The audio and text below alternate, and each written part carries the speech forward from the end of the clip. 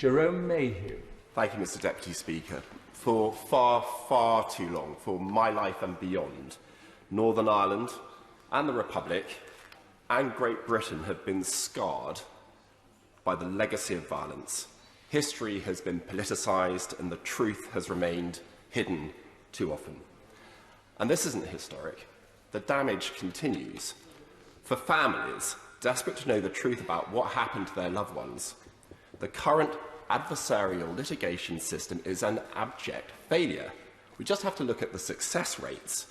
Despite decades of information gathering, hundreds of millions of pounds spent in legal aid, it has been overwhelmingly unsuccessful either in bringing prosecutions and even less successful in securing convictions. So we've talked a lot this evening about justice, the hope of justice, access to justice, the rule of law. But justice is just a word unless it brings results. And with the passage of time and the complexities of Northern Ireland, I'm afraid justice has become just that, a word. And the only winners are the lawyers. It's failing for communities, unable to have their experiences of the Troubles properly heard and recorded. Feelings of isolation, disempowerment and conflict persist. And yes, Madam Deputy Speaker, it's also failing for veterans who, despite near universal failure of litigation, continue to live under the threatening shadow into their 70s and their 80s. And we've heard from the Right Honourable Member for the New Forest. It is the process that has now become the punishment, not the result of litigation. All these people have been and continue to be failed by the current system. So I, for my part, welcome the government's proposals to end adversarial legal proceedings as being the route to truth-finding.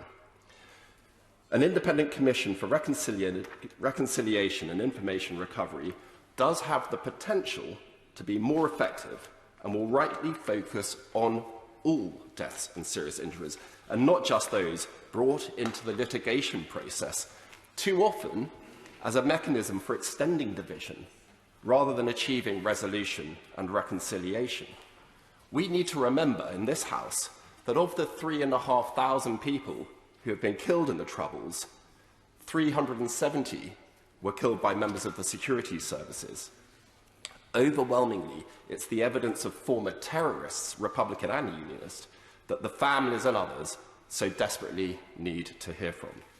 For reconciliation to take place, the truth must be supplied by every actor in this tragedy. The UK Government will provide a statutory requirement for state bodies to provide full disclosure to the Commission, and I welcome that. But that transparency and openness needs to be the approach of all actors, not just of the United Kingdom Government.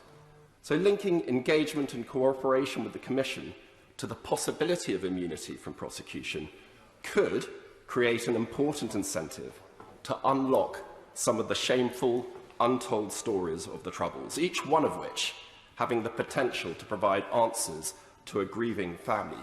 But I also recognise in the speech of the Right Honourable Member for Chingford and Woodford Green the suggestion that there may be opportunity to improve the bill by providing the alternative of not cooperating being full prosecution. And I think that's something we should properly explore as we seek to improve this bill.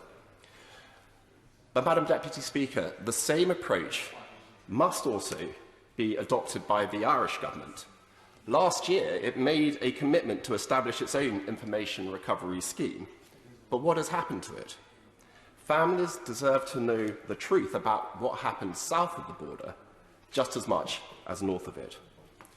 So, imperfect as this bill may be, I still welcome it, and I hope that the initial positioning in response to its publishing quickly gives way to collaborative working towards the shared vision that inspires it. My greatest concern relates to the consultation process prior to publishing, and I hope that the ministerial team will engage fully with members in this House across the divide and take on board their feedback during the legislative process.